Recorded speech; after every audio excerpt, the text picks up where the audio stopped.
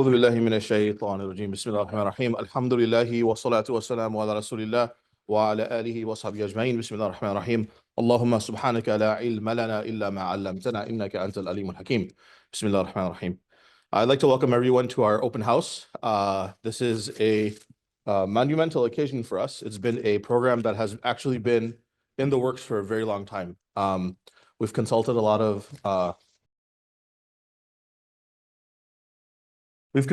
teachers, a lot of scholars. We've gone over this. And so I want to, inshallah, go over a little bit about the philosophy behind the program, right? Why it is that the program exists.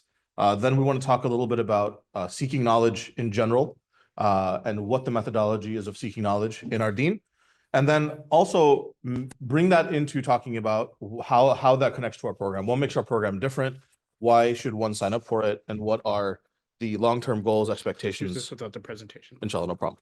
Jazakallah khair. All right. So, so first of all, we call this the Murabbi development program. And the question that many people will ask is, what is a Murabbi? Right? The Prophet sallallahu alaihi wasallam, he is narrated in Kitab al-Nikah in Bukhari as saying that kullukum ra'in, all of you are shepherds and all of you are responsible for your flock or your wards. All of you are guardians, right? The ruler is a guardian of his nation, of his people, right? A man is a guardian of his family. A woman is a guardian and is responsible for her household and the offspring. And all of you are guardians and all of you are responsible. So every single human being has a responsibility. Every human being has a responsibility towards others. We have rights and responsibilities together, right? This idea is what separates us surprisingly from what has become a postmodern idea of individualism where we have rights but no responsibilities, right? And so here we learn that we have responsibilities towards every single person. This was taken for granted by all pre-modern societies, and it's something that we should remember today to teach our children. So this includes those obligations that we take willingly, and also those obligations that were placed upon us by Allah subhanahu wa ta'ala, right? Let me, 1 second, go here. All right. So if you're entrusted in any way to look over something, then you have an element of being a guardian. There's two beautiful hadith of the Prophet sallallahu alaihi wasallam. One of them in which the Prophet sallallahu alaihi wasallam said that there is no better gift that a father can give his son except that he teaches him adab, that he gives him good manners. There's no better gift. So like we strive to give our children, various forms of education and wealth and skills and the ability to write code and do all these other things. And what is the Prophet ﷺ telling us? The greatest gift you can give your son is adab hasanin, is good manners, right? And then also the Prophet ﷺ has told us similarly, anyone who has 3 daughters, I have 3 daughters, alhamdulillah, and provides for them and clothes them and takes care of them, shows mercy to them. And there are many other words in other narrations of this hadith where more is added and takes care of them, then they will definitely enter. That person will definitely enter the garden, right? So there's this idea that adab and teaching and training of the human being is the most important responsibility that you will ever have and that every human being will have. This is an integral part of our responsibility. There's a very good paper on this, the concept of Murabbi in Muslim education with reference to selected teaching methods of the Prophet ﷺ by Kamal Badrasawi by the Islamic University of Malaysia. So I encourage anyone who's curious about what is a Murabbi to read that paper. It's very nice, inshallah. But for now, what is a Murabbi for our purposes? The word itself in Arabic means to train, to develop, to cause someone to grow, right? Rabba means to grow something, right? Imam al-Asfahani in his Mufradat, where he discusses the various words of the Quran, right? All the vocabulary of the Quran. It's a very interesting book. It looks like a dictionary, but when you read it, you actually realize that you're learning a lot more about the Quran than you thought you would. And so he discusses this word and he says it's gradually working on something, creating something until it's completed, right? Until it reaches the state of kamil, right? It's a holistic term. It means to be a teacher. It means to be a guide. It means to be a teacher of adab, all of these things together. So the most important thing about being a Murabbi, however, is that it's not just an instructor. It's someone who practices what he is teaching. He is a practitioner first of what he is giving to other people, right? So this is a Murabbi. There is no giving to other people what we do not have, right? This is guaranteed, especially in our deen, where the danger of nifaq and hypocrisy is so great that why do you say that lima taquluna ma la tafalun? Why do you say that which you don't do, This is something that's very dangerous, right? So in Islam, being a Murabbi is someone who practices what he is teaching and then gives it to others. Knowledge is sought in this deen to gain closeness to Allah subhanahu wa ta'ala and to transform oneself through ilm and amal. It's a devotional act. It is an act of worship to seek knowledge. It's not simply an act of technical education, right? And so this is the foundation by which we want to understand being a Murabbi, right? Is that it is something that is first self-transformative. It is not something that we say, I want to learn so I can fix other people. I want to learn so I can fix the society. That will come later. In fact, that will come as a natural result of what? Changing oneself. If the ilm is implanted in ourselves in such a way that it radiates through our amal, this is why the letters of the two words are the same. Ayn, mim, lam, ayn, lan, ayn, lam, mim. If they radiate through your amal, through your amal, then that ilm will, as it should, benefit others. But that's not the focus. I'll give you an example. Some of you guys, I don't anymore, as you can tell, some of you guys lift weights, right? Why do you lift weights? So that you can be functionally healthy and strong, correct? So that you can have strength to do things. Now, when you are lifting a weight, when you are exercising, are you thinking in your head, how does this apply in real life? Like when I'm lifting this barbell or when I'm doing this squat, how does, as you're lifting, as you're designing your program, are you thinking to yourself, how is it going to apply for me in real life? Like, am I going to be lifting a milk crate? Am I going to be lifting my kid? Am I going to be picking up 2 kids on my head? What will you do if you think about that instead of the form of what you're supposed to be learning? What will happen? Someone tell me. When you lift, you have to have form, correct? You have to do it in a very careful manner, or else what happens? Either you get hurt or you get what? Less than maximal gains, correct? All right. So as you're focusing on the form, you think about something else. You're like, oh, like as I'm going to be lifting a milk crate like that. I'm going to be lifting milk like this, right? Your mind is everywhere else on applying this knowledge, but not on learning the knowledge and applying it in the training session. What's going to happen? Hurt yourself or not get what you're supposed to get. Are you guys with me? Right. So the same thing with ilm is that you focus on learning the ilm, not on how will I go and use this tomorrow? How is this applicable? That is the context of the ilm. We want first the content of the ilm, not how can I go and hurry up and go use this. So our focus when we learn is first just master the material, understand the material, let it transform you, let it change the muscle, let it change the neural connections that are responsible for the muscle. Then when you are functional outside, when you're playing with your kid, you won't get hurt. When you're lifting something, nothing bad will happen.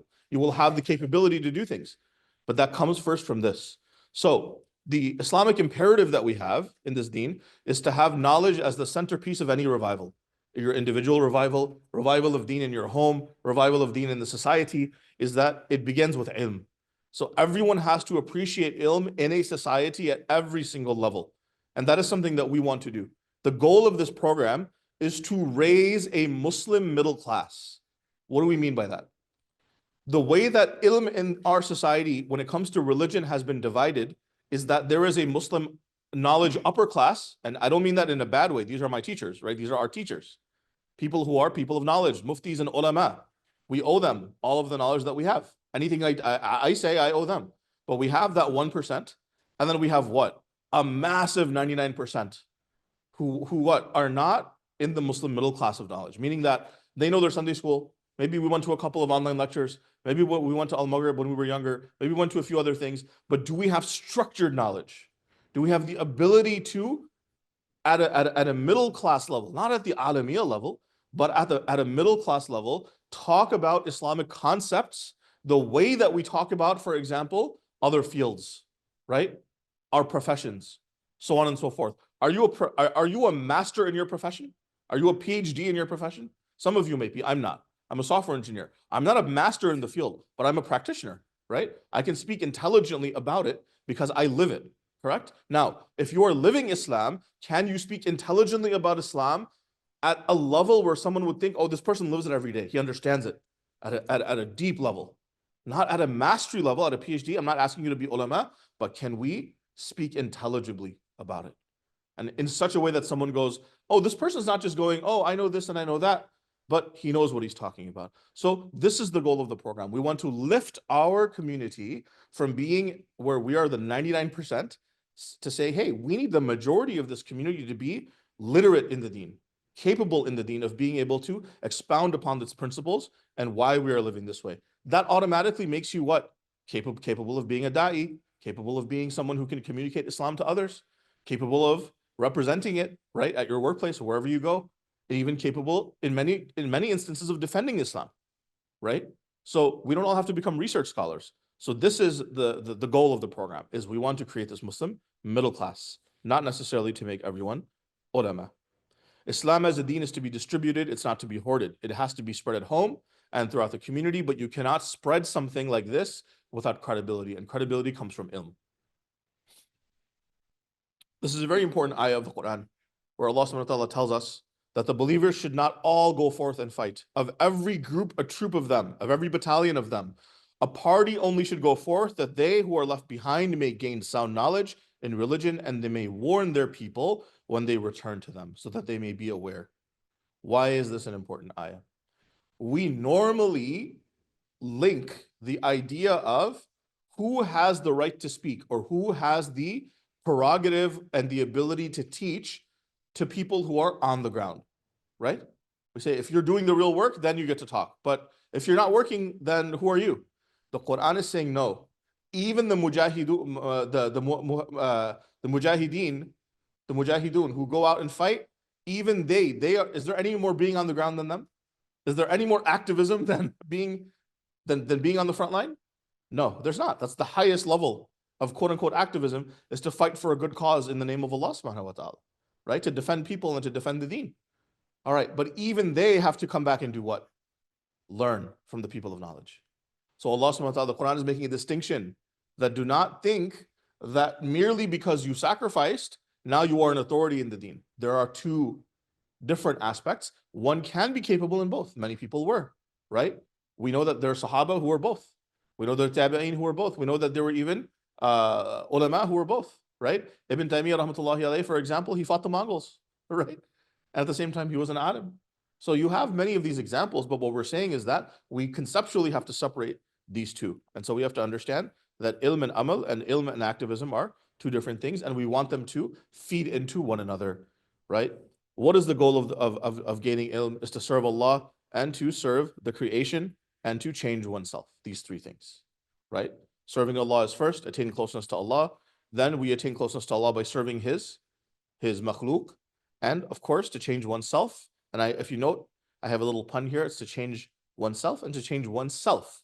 It's to change your own self as a human being, but also to change your nafs, to modify your nafs, so that it is in accordance with what Allah subhanahu wa ta'ala has ordered.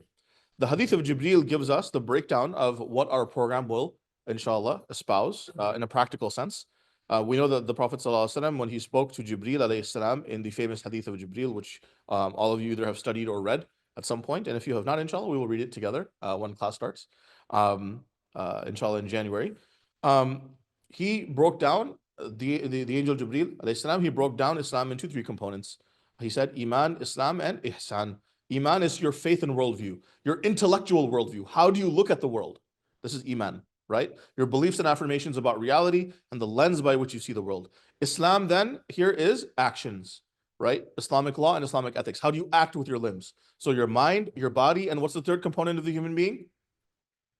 The soul, the heart, right? Here we'll call the heart, the soul, the same thing for now. In Islamic metaphysics, we separate them, but yeah, the soul and the heart, the spiritual reality of the human being, right? So the soul that has to be worked on and purified. So purifying it, beautifying it, and journeying it towards Allah subhanahu wa ta'ala. This is the field of tazkiyat al-nafs, or the field of ihsan, or the field of tasawwuf, whatever name you want to call it. The name doesn't matter. The subject matter is what matters to us, right? So these are the components that have to be studied. How is Islam studied normally? It's studied in stages. It's studied with mentorship, with consistency, with an aim for mastery. So when you study, you should not study thinking, oh yeah, this is like a 101 class, so I'm just going to kind of take it easy. No, master the 101. Many of the scholars who are famous, I shouldn't say scholars, many speakers who are famous today, who are looked upon as great ulama or great scholars, they're speaking, many times the greatest criticism that you can give about when they make mistakes is that they didn't master the fundamentals. So the fundamentals are extremely important, and we should not disrespect them whatsoever, right? And so inshallah, we want to aim for mastery of the fundamentals, even if it's a 101 class, even if we're not doing it in the Arabic language, we should still aim for mastery, inshallah. There are levels of study in the Islamic system, right? One is called iqtisad, one is called iqtisad, one is called istiqsa.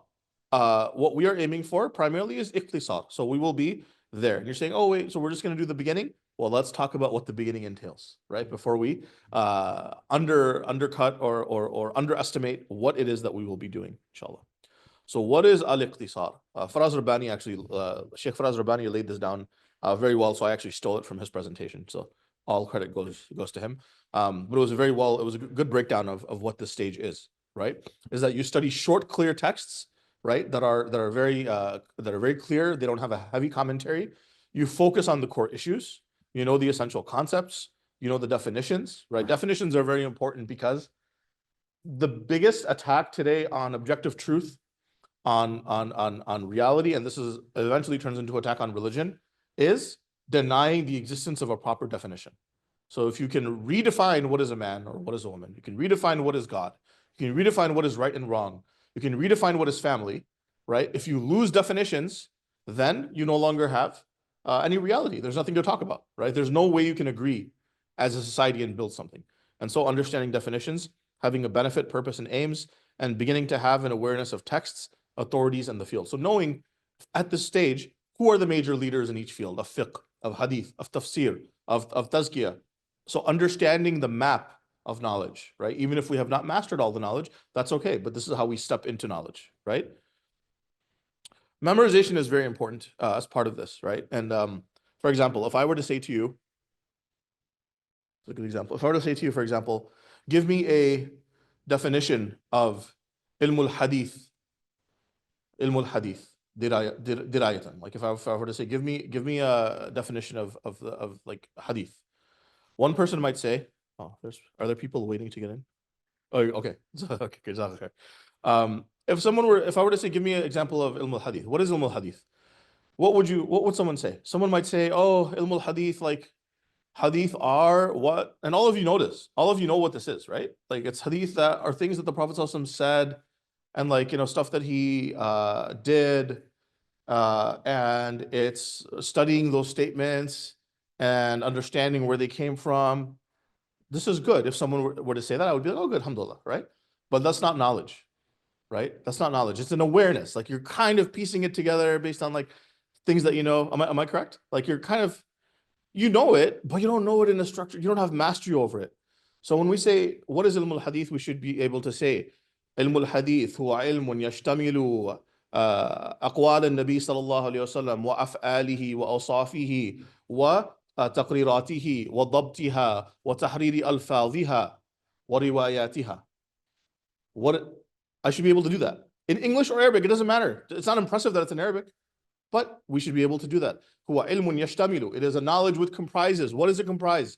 أقوال النبي صلى الله عليه وسلم وأفعاله وأوصافه وتقريراته. Now I have 4 things. I'm not using a book. I have 4 things. I can write them on a board and I can start talking about them. They're the statements of the Prophet and his actions and his awsaf, his characteristics and his taqrirat. Why are taqrirat important? Because the nature of a Nabi sallallahu alaihi wasallam, the nature of a prophet is that he, when faced with falsehood, must speak out against it. They will never be in the weakest level of iman. They will always be in the strongest level of iman. So when they are faced with what is false, they will say something or do something, correct? So that's why the taqrirat of the Prophet ﷺ are important, because the nature of prophethood is that they do not stay silent in the face of evil or in the face of wrong or falsehood. So taqrirat are important. Taqrirat are what? The passive, or what is it called? The tacit approval of the Prophet. When something happens in front of him, he doesn't say anything about it. Even that is hadith. So look at this. We have 4. We can write them on a board. We can start talking about each of them. And then what else did I say? I said, وَضَبْطِهَا وَرِوَايَاتِهَا وَتَحْرِيرِ أَلْفَاظِهَا, and the exactness of the words, of the formulations that are given, and the different versions of how the words were related. So now we can start talking about that. But do you see? There's a difference between someone who memorizes, like you memorize the thing, and you're kind of like, oh, it's like things the Prophet said, and like, things he did, and like you're kind of drawing it together. So we don't want that. We want now to take the things that you guys already know probably and structure them and give them like weight, right? So if someone were to ask you, what is hadith? My daughter, this is a famous story some of you guys know because I use it all the time because it means something to me. My daughter one time, she asked me like 2 years ago at iftar, We're sitting at iftar. I'm tired. I'm exhausted, right? Like it's like you barely slept. Sitting at iftar, and she goes, Baba, how do we know that the things that the Prophet ﷺ, like the things we read in hadith books, how do we know they're real? Like, how do we know that that's what he really said? And like suddenly, I like I wake up, right? And I'm like, oh man, she's asking me a serious question. What's she asking me about? How do I know my deen is true? That's where it's coming from, really. How do I know my deen is true? How do I know that what you're telling me the Prophet ﷺ said is really what he said? How do I know that all the things you're telling me to do that he said, I should actually do? Right? Deeply in the mind of a 10-year-old, that's what's happening. They're at that stage in their thinking. So I was like, I was kind of excited. I was like, I've been training for this my whole life. Like, let's go. So we finished eating. We went to the couch. I sat down. I talked to her for 45 minutes.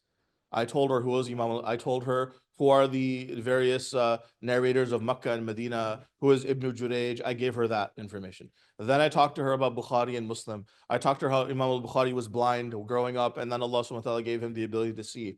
But that had made his memory so good that he was able to memorize anything he heard. Then I talked about the other, the four books, the Ibn Majah and Abu Dawud. And then I talked to her about how the Hadith tradition, she doesn't remember any of this. But what does she know? After she asked me that question, what does she know for a fact? That there is an answer, that it is well established, that her father knows what he's talking about, that it's not something made up, and that it is meticulously researched and documented.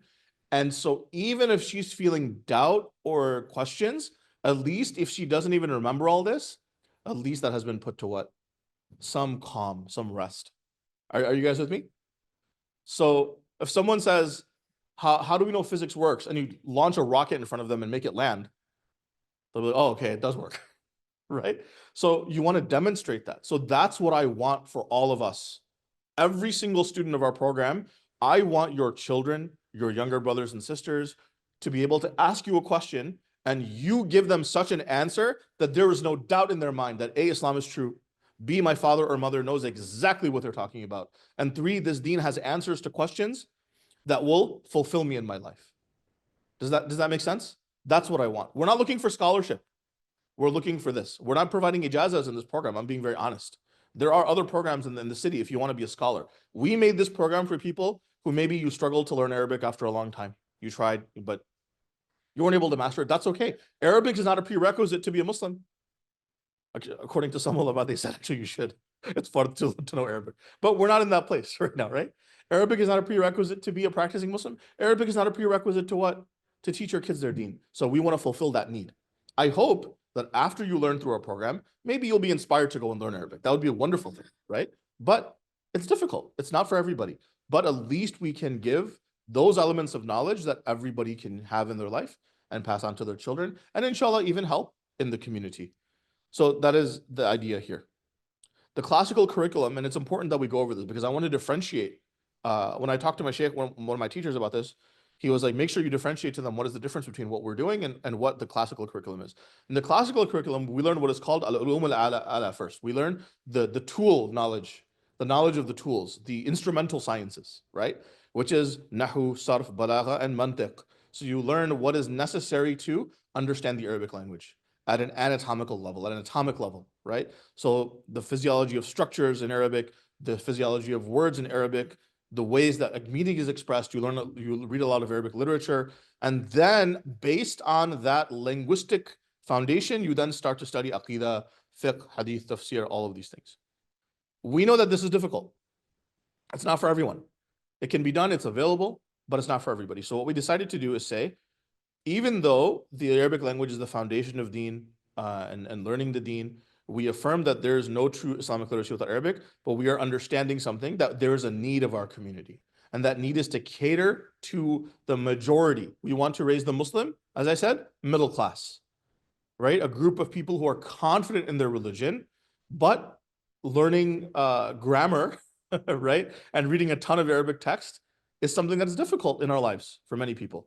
And so that does not need to be a barrier, right? That is the idea here, is that it's not a prerequisite to pass the deen to your children, to be a good Muslim in the community, or to represent the ethics and morals of Islam as a human being. And all of this is being done with the guidance of our teachers and the guidance of the ulama. So it's not something that we are like, oh, we're going to make this parallel track, right? I want to make that clear to everyone who is listening. what do we seek to achieve? We want the understanding of the Muslim, men and women, to know the following: the fundamentals of the Islamic worldview, the scope and breadth of Islamic law, that there is a consistent, coherent methodology to thinking Islamically about the Quran and Hadith and the sacred law, the massive ambit of the wisdom of the Sunnah of the Prophet ﷺ, so that you can think prophetically, inshallah, start to think prophetically, and a comprehensive coverage of the themes and structure of the Quran. My daughter also once asked me, same daughter, this is the one who asked questions. She also asked me, is astrology real? Like, are zodiac signs real? Right? And so I was like, how should I answer this question? I shouldn't just say no. I should give her something, right? Like every opportunity, that every question your child asks about anything, almost anything, is an opportunity to teach deen. Every question. Why? Because deen touches everything. So if you want to build the child's mind to be Islamic, and everything around them right now is training them to be un-Islamic, right? Kant and Nietzsche are built into your child's school curriculum. They're built into Family Guy. They're built into The Simpsons. They're built into those things. We don't know it. Descartes is built into the cartoons around us. We just don't know that. We don't recognize it, but if someone is trained and learned, you'll be able to see it. I saw a clip of Family Guy one time. It was exactly the criticism of Enlightenment philosophers against the existence of God using the problem of evil, right? It was a funny 20-second Family Guy clip, absolutely blasphemous, right?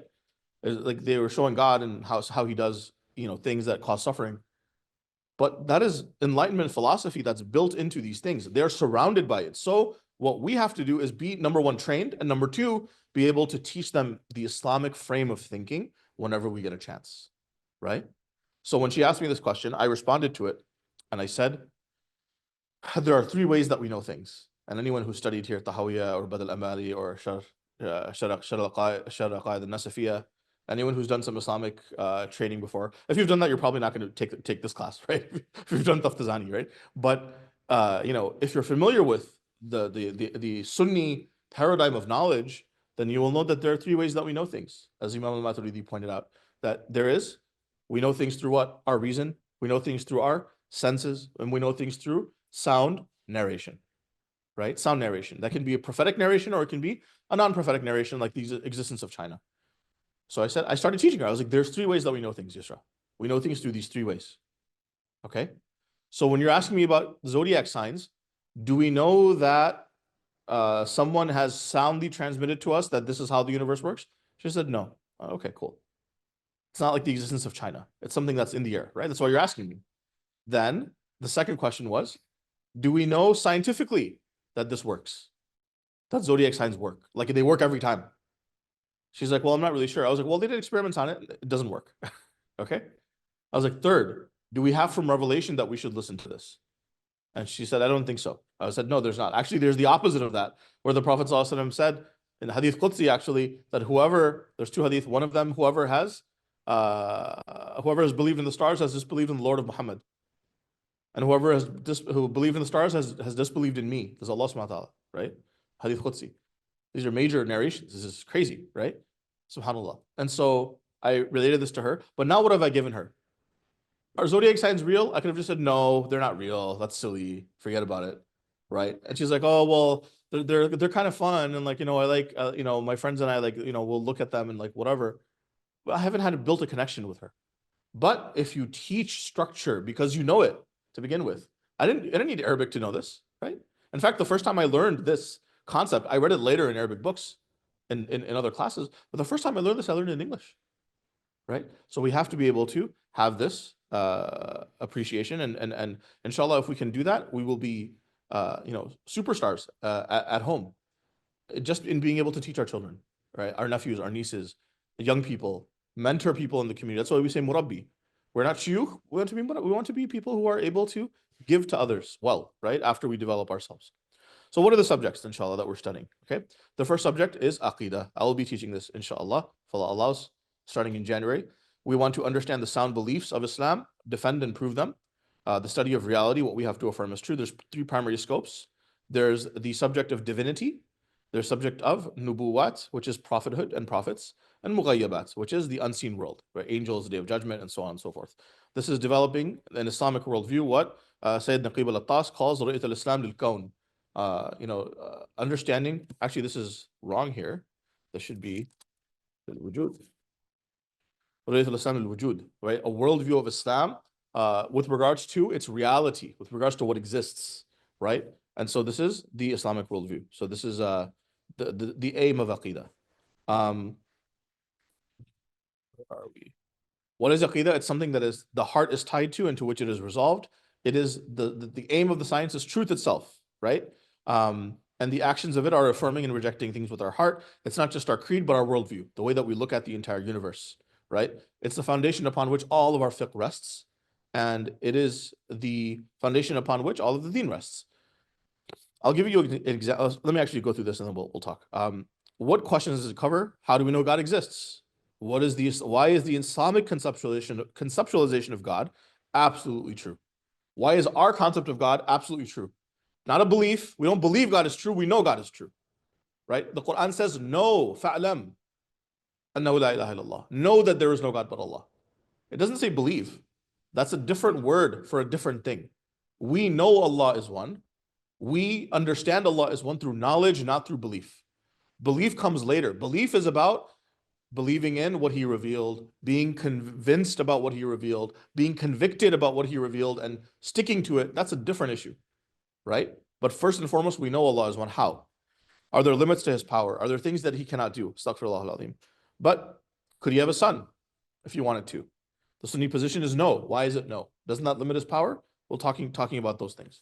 What is His nature? Why does God make divine decrees that can cause pain? So all the things regarding the actions and reality and the details about God that He has revealed to us, at least that which He has revealed to us, we will study in some form, inshallah. We can never be alim billah, meaning our ilm can never encompass Allah subhanahu wa ta'ala. But we can be arif billah. You can be aware of God. You can know God, but you cannot have complete knowledge of God. So that's why the ulama differentiate between alim billah, which is impossible for creation, and arif billah, which we name people, like our brother Arif, right? That's what that name means. It's to have marifa, correct? All right. What does it answer regarding prophets? Why did prophets have to be sent? Can they sin? Can they make mistakes? If you have done tahawiyah at a basic level, you'll know some of the answers to these questions, but we inshallah want to go into the philosophical underpinnings of those answers. We want to study them so that you can prove them, right? And so we'll be bringing in a couple of other books as well. Fiqh al-Akbar, Jawhara, Bad al-Amali. We'll kind of combine a few things. And it's sort of a custom course that we've created specifically for this group. So you may have done tahawiyah at a basic level somewhere else, but inshallah, we'll try to prove some of the ideas in tahawiyah, which he does not do. That was not his goal. Imam al-Tahawi's goal was not to prove anything. It was to say, everyone, this is what Islam is. Just take it or leave it, right? This is it. Later ulama came in and tried to prove it and did so. And so we're going to kind of combine those two at an introductory level, inshallah. This book that we're studying, inshallah, in the first trimester is a universally accepted book by the entire Muslim world. Every madhab, every corner, every sect, every group. By sect, I mean within Sunni Islam, not our Shia brethren, of course, but everyone within Sunni Islam, so Salafi, Sufi, everyone agrees on this text all over the world. It used to be memorized by children, and so now we are, inshallah, presenting it here. So that's the first subject. The second subject is tafsir. We want to cover over the 3 years the entire Quran by theme. So we're not going word by word, which is how it's studied in madrasa. In madrasa, usually it's a word by word coverage of Jalalain or some other tafsir work, but we're going to be theme by theme. So our sheikh, inshallah, our teacher, Dr. Abu Zaid, will cover every theme of the Quran in sections, so that you should, inshallah, obviously read the entire passage, but the discussion will be not word by word. It'll be on the larger idea so that we can complete. Otherwise, it's very difficult to complete the entire Quran in 3 years. And so what do we want to graduate our student knowing? The structure of the Quran, the major themes and lessons of the entire Quran, the breadth of the Quran. How much does it cover, right? So that we have an appreciation of that and we understand how truly the Quran has the basis to answer every single question that we might have as human beings, and how to address difficult to explain verses, of course. This is an important part of da'wah. Both for ourselves, though, and for others. We don't ask each other, how can I explain to my child that they have to wear a seatbelt? Does anyone ask that question? How do I explain to my kid they have to wear a seatbelt? Like, no, dude, you got to wear a seatbelt or else, you're going to get hurt. Like, you can smack the kid on the head if he's not doing it. Like, this is what will happen, but it'll happen a lot harder. And they'll be, oh, okay, I'll wear my seatbelt, right? We don't ask each other, how do I explain to my kid not to put a fork in the electrical socket? Do we ask each other that question? No. But do we sometimes ask each other, how do I explain to my coworker that the Trinity is like not right? Do we ask that question?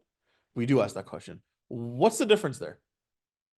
The difference is when it comes to electricity killing you, or a seatbelt, not wearing a seatbelt, accident killing us, we have knowledge of that. We know how the body works as adults.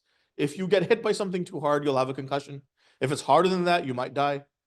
We know that when you have electricity go through your body, it might stop your heart, it might burn you. Do we know these as facts? Yes. So we don't need to ask each other, how do I explain to someone, blah, blah, blah, blah. You know. But the fact that you have to ask, how do I explain to my coworker why Islam is true? How do I explain to my coworker why the Trinity is false? How do I explain to my coworker women are not oppressed in Islam? The fact that you're asking the question means what? We don't actually what? We don't actually know. If you knew, you would treat it the same way as you treat telling someone, don't put a fork in the electrical socket. There's no doubt in that. You know why. The reason you're asking, how do I explain, is because you don't know for yourself at a proper level. Does that make sense? It's a realization that we all have to have. This applies to me on many, many things. It applies to all of us. And so, first and foremost, that's why I said when you're lifting weights, i.e., when you're in the class, focus on learning for you and your family. Don't focus on the world. Inshallah, that will come later, right? So that is tafsir, inshallah. This class will be taught by Dr. Abu Zaid. I have his biography, inshallah, a little bit later. We'll talk about it. Third class is the class of hadith. So there is a famous book called Mishkat al-Masabih. This is normally studied. I'm not going to go through all these details, inshallah. If you want to screenshot this, you can. We can have this presentation available for all to review on their own if you'd like, on the website. But yeah, because we're running out of time, so I'm not going to go over all the details. But Mishkat is a very famous book. What's nice about it is that it covers all of the subjects of the deen. It covers the fiqh of the deen, covers spirituality, it covers beliefs, it covers sahaba, it covers sirah. So it was specifically designed to bring together and make it easy to research hadith in various subjects, right? The hadith literature in Islam is divided in different ways, and the table of contents is hard to go through at that time. Now you can search anything up online. This is a beautiful book because it was designed by subject, made it very easy for people to research. It became part of the curriculum. And then many commentaries were written on it.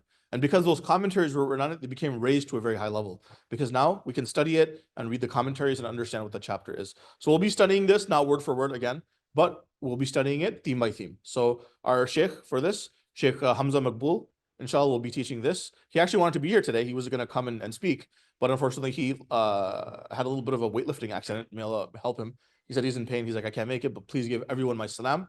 So I'm conveying salam from him to all of you. So inshallah, he will be teaching this. And I've heard him teach before, and you guys are in for a treat, inshallah, with him. So that's what hadith is. We plan to cover all of the major themes of Mishkat. We're going to skip some subjects. We're going to skip slavery. And instead of talking about the details about the fiqh of slavery, we will talk about probably the morality of slavery, right? Like discussing the social institution of slavery at the time of the classical period in Islam, and what are the justifications for that? How do we deal with that when we do da'wah? How do we do with that for ourselves, right? Like as Muslims, like how do we morally understand that in the context of revelation without being apologetic and without being compromising on the core of our deen, which we don't plan on doing in any way, shape, or form, inshallah. So that is the idea there, okay? So we, over the 3 years, we'll study, inshallah, all of the major chapters of Mishkat.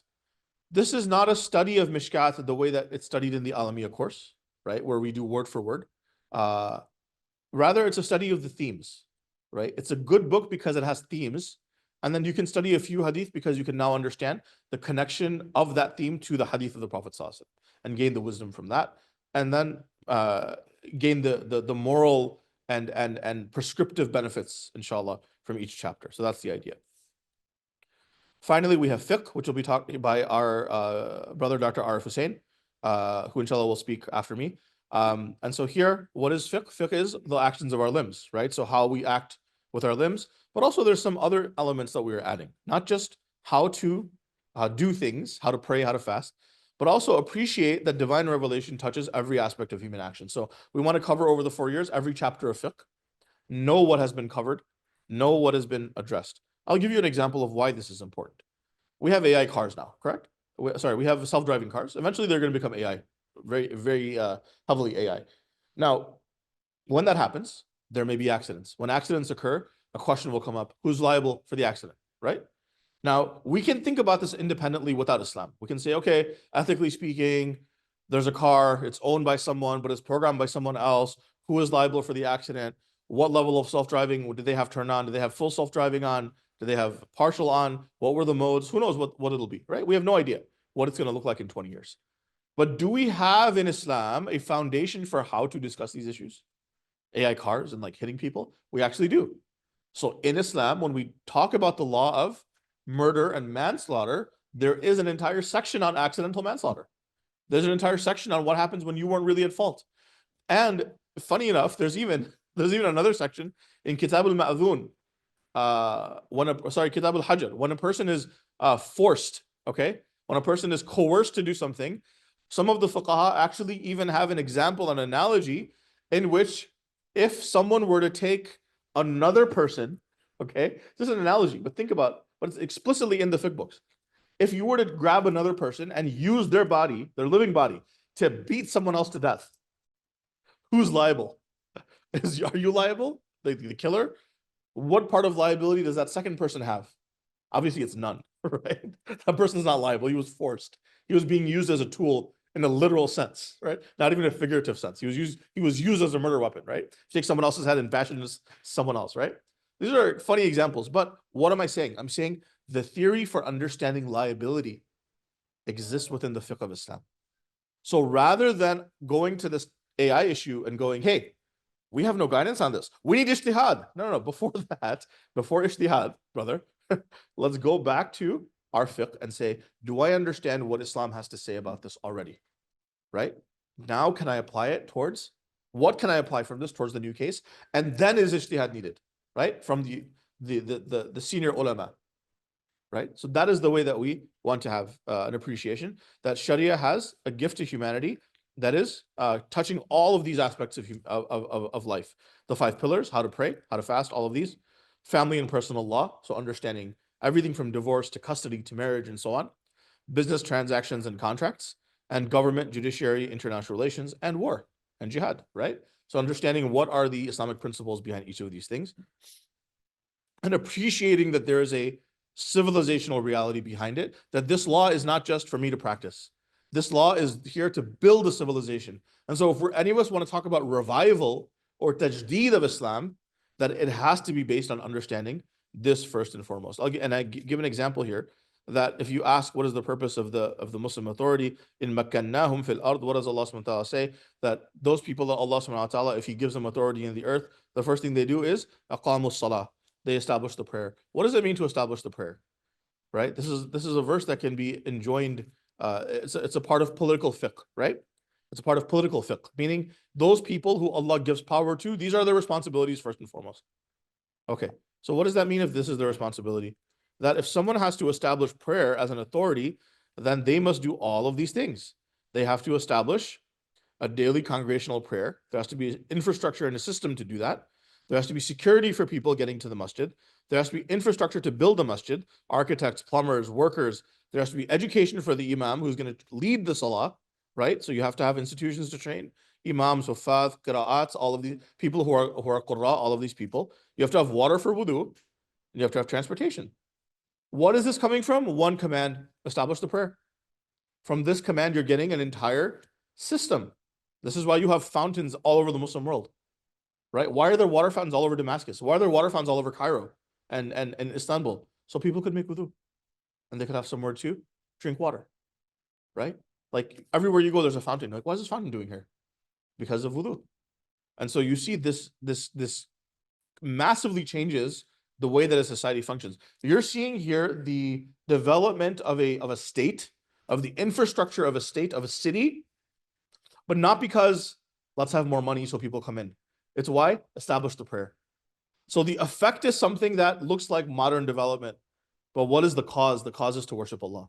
Do you see what I'm saying? So the foundation of that city, the ethos of that city, the ethos of the Islamic civilization is different from the very bottom all the way up, even if the outward effects of it, which is clean and running water, look the same.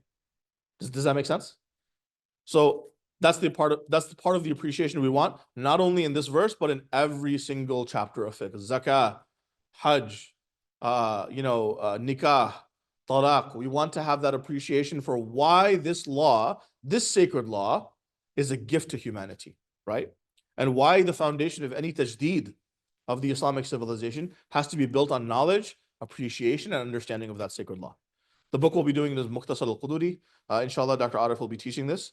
Heavier focus initially will be on worship, and then we'll go over all of the other chapters. As I said, we'll skip slavery in detail, maybe focus more on things like Dr. Jonathan Brown's book, right, on slavery, and explore those types of ideas for certain chapters where it's not entirely applicable. That's the idea, inshallah. Usul al-Fiqh is the fourth subject, where we will be studying the terminologies of jurisprudence, essentially how the law works, how it's constructed. So you have these rulings, how do you get to them, right? So Imam Suhaib Webb, inshallah, will be teaching that. He'll be teaching it here live.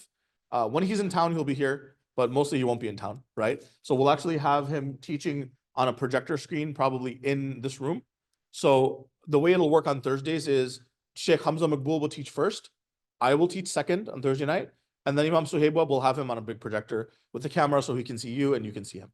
That's the idea, right? At least for this semester, that's what we have. So that's the idea. What is the curriculum for the 3 years? We have these 5 subjects that we just discussed: Aqidah, Fiqh, Methodology, which is Usul al-Fiqh first term, Ulum al-Quran second term, and Usul al-Hadith third term, right? So these 3. Tafsir will be all the way through, Hadith will be all the way through, Law will be all the way through, and Aqidah will be all the way through. So this is the first year, inshallah. Second year looks very similar, but you can see the law has changed here. Family law instead of worship law, family and business law, and business law. It'll take a few semesters to finish family law and personal law. Tafsir and hadith stay the same. You're just going to continue on with the second third of the Quran and the second third of Mishkat al-Masabih. And then methodology, usul al-fiqh, al-Quran, usul al-hadith, they'll be basically higher level from what you studied this year, right? So more detailed, inshallah. Finally, third year, we have a little bit of change.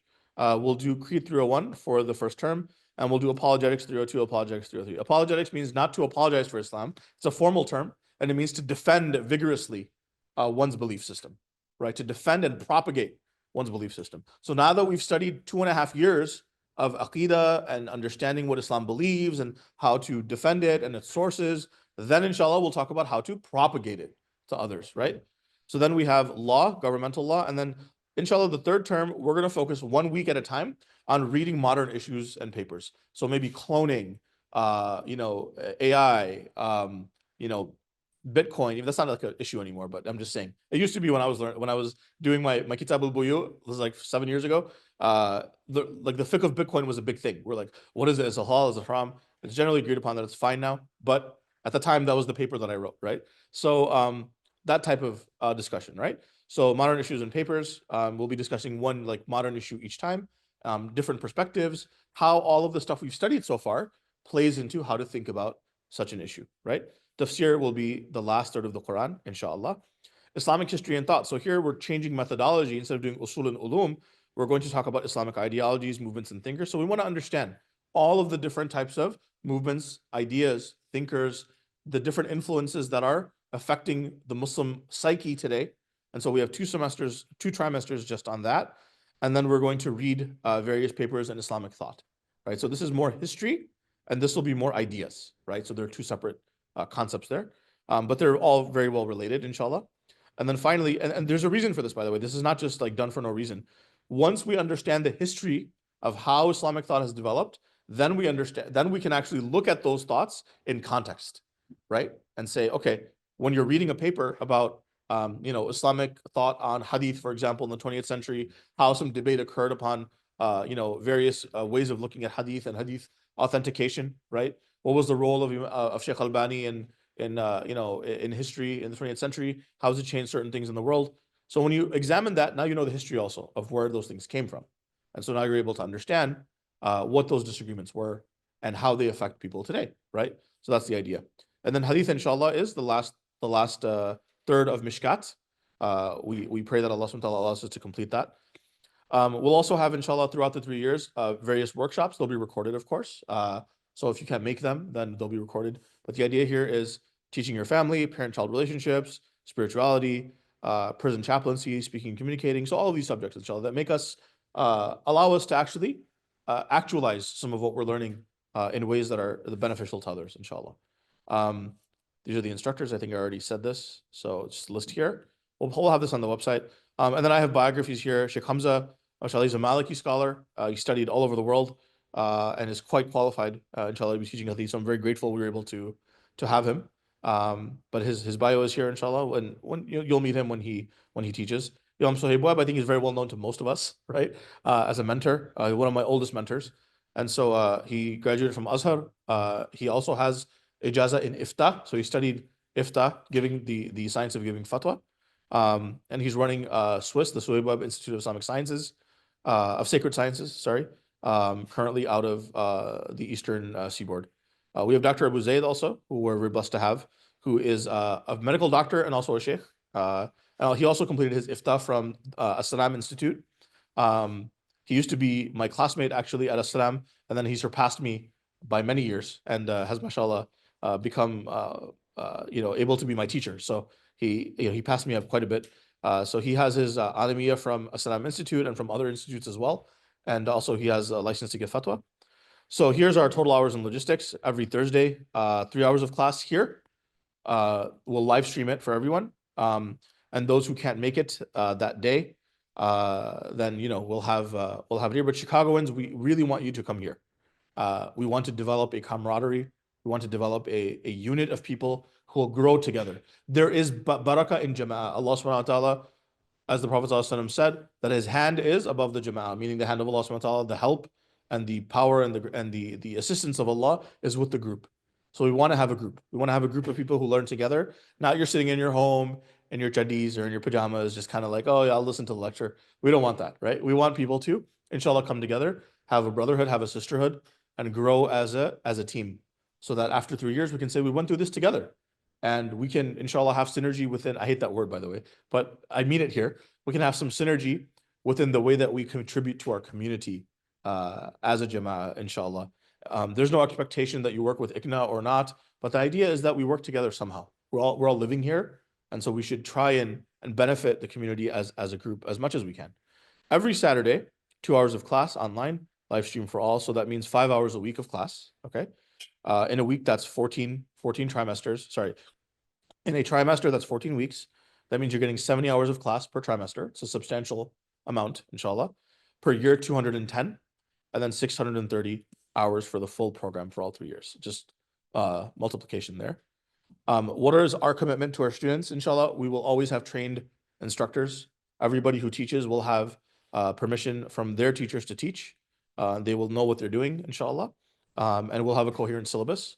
Low cost per class hours, right? It's, I think, $150 a month or $120 a month, whatever that is. That's for 70 hours, for this many hours, of teaching time in a year. Inshallah, it's a pretty good amount. We want to make it easy for everyone. If there's someone who has a financial need or difficulty, please do not make that a reason to not join the program. We will work with you however we can, inshallah. All classes will be recorded by quality and stored. Timely communication on breaks, changes. Just stay on the WhatsApp group, sign up for the email. We'll make sure that you're informed of anything that happens. And sustainable outside of class workload. We know that we're parents, professionals. We have other things to do. We're not going to give you guys 300 pages a week to read. Maybe 15 pages altogether, maybe 50, 25 pages. It depends on what it is. Some classes will be easier than others, right? I plan to give maybe 10 pages a week at the most in English, right? So you can just kind of flip through it. Inshallah, it'll be pretty easy. So that's the idea, right? Is that we want to make this easy, accessible, not a burden, but also something where you do have to sacrifice a little bit because ilm requires sacrifice. It's part of the game, right? Expectations from students. Inshallah, this is the last slide. Attending classes live or over distance. So please try to show up. Keep up with the material. Don't start with an I'm going to catch up attitude. That's not going to be good for you. It's never been good for me. I've always failed at that. And usually most students are not able to do it. Do readings and assignments. They're going to be light, so please stick to them. attend in person on Thursdays if in Chicago, because we want to develop a camaraderie. I understand if you can't, but I'm just highly encouraging you to do so, right? I know people have work and other things, but if we can make it a part of our lives, that would be the best thing, inshallah. Humility is very important. The MDP does not purport to train leaders or scholars. We're not making ulama here. The first use of this knowledge is for yourself and your family. We are going to give you tools to know things. Please do not use them as weapons to go and fight other people, right? Because this is to develop ourselves. Some of the things we give you will be capable of being weapons to fight other people. They may be able to refute others. That's not why we're teaching, inshallah.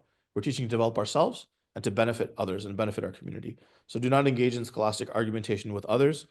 Imam Abu Hanifa once said to Qadi Abu Yusuf when he was a student, is don't lead in prayer. Do not step up to lead unless the people push you. Like let them push you into leading, then you lead.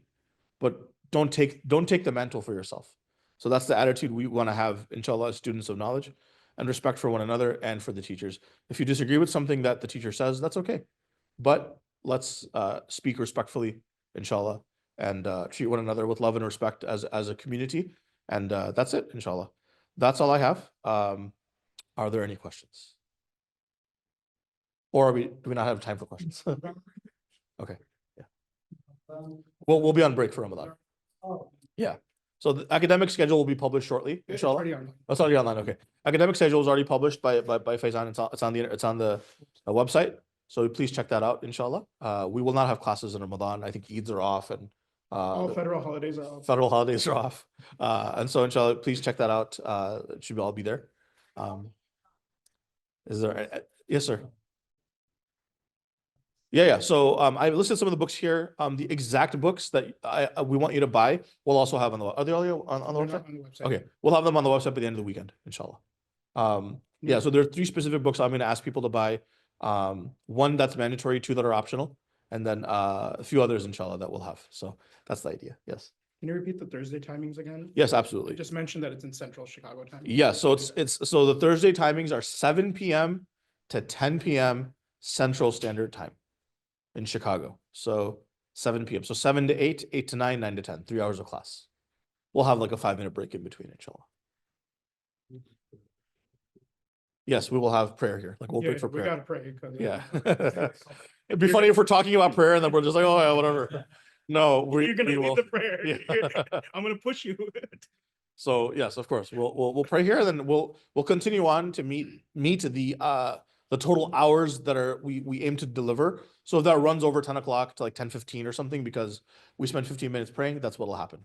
But prayer in the masjid will take the place of class, and then we will just continue on. But the goal will be to meet that number of hours, not necessarily to hard stop at 10.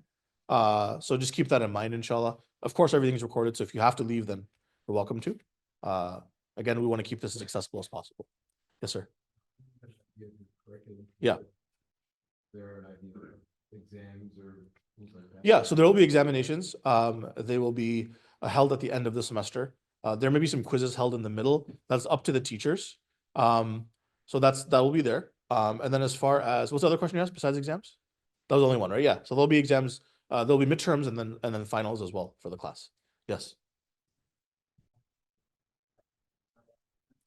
The only thing that I would ask prior to the start of the program is I would say make sure you get the books. We will have the book list out today or by tomorrow. The other, inshallah. And then the other thing I would ask is if you can read a seerah of the Prophet sallallahu alaihi wasallam, like a short seerah or a long one. If you want to read Adl Salahi, that's fine, or Nadwi, that's fine. But if you can get a seerah of the Prophet sallallahu alaihi wasallam completed, that would be incredibly beneficial. And the reason I say that is because so much of the tafsir of the Quran will go back to what? Seerah of the Prophet sallallahu alaihi wasallam. So much of the hadith will be placed within the context of the life of the Prophet sallallahu alaihi wasallam. And so 2 of the classes are essentially centered around what? the story of the Prophet sallallahu alaihi wasallam, right? And so we want to have all students kind of have a basis in the story of Islam from the time of Nubuwah, the beginning of Nubuwah, all the way till the wafat of our beloved sallallahu alaihi wasallam. And then after that, that's the best thing that I could advise is just get yourself oriented with that. And then Arif, if Dr. Arif has anything that he'd want to add, inshallah, in his time, he can say whatever prerequisites, but that's the one main requisite that I would like for everybody to do. Yes. not in our class. Not in our class. And there's a reason for that. It'd be wonderful to do so, but because Sheikh Abdul Nasser Jangda has a series out there already, very well done.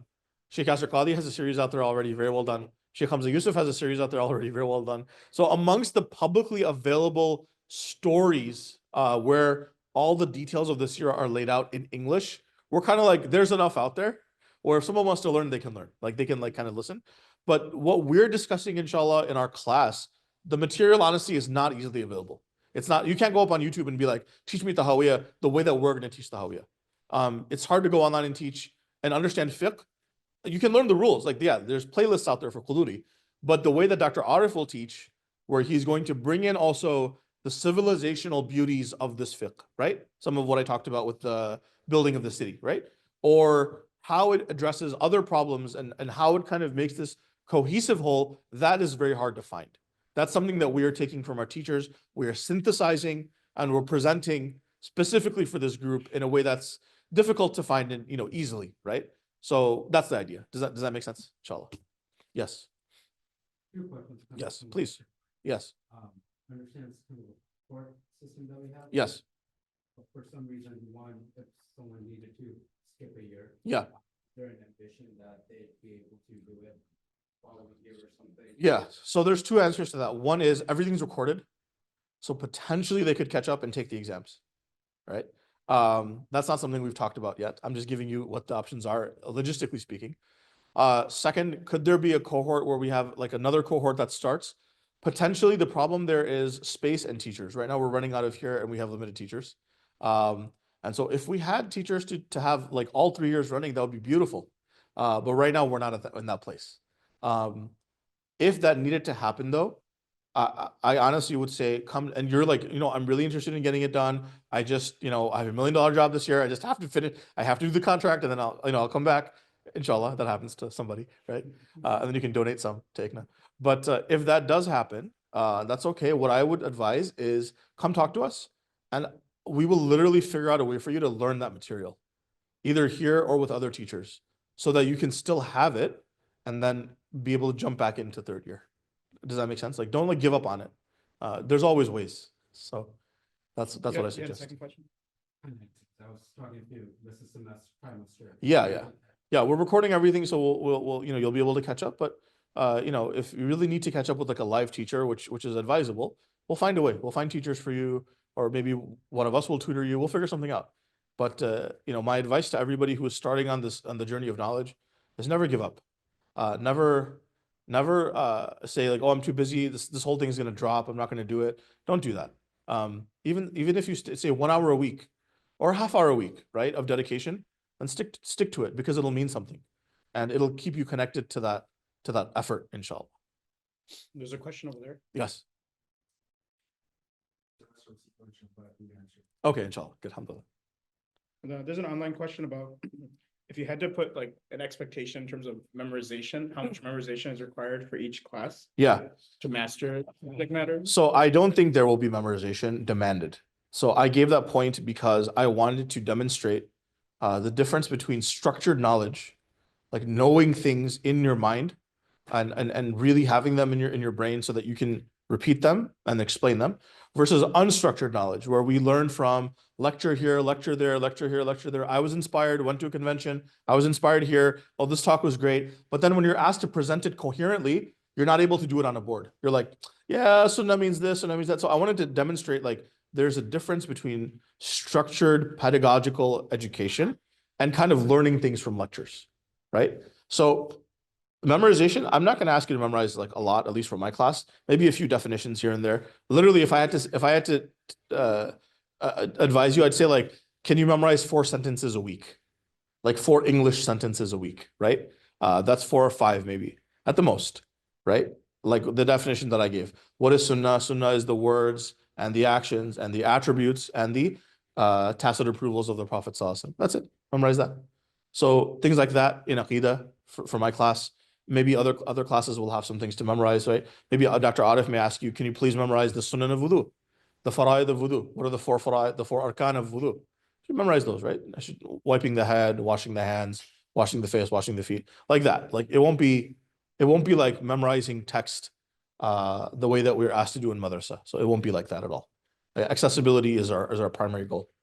Yes, sir. Is there, what's the synergy behind the fiqh of slavery? I'm just kidding. Those are all the questions online.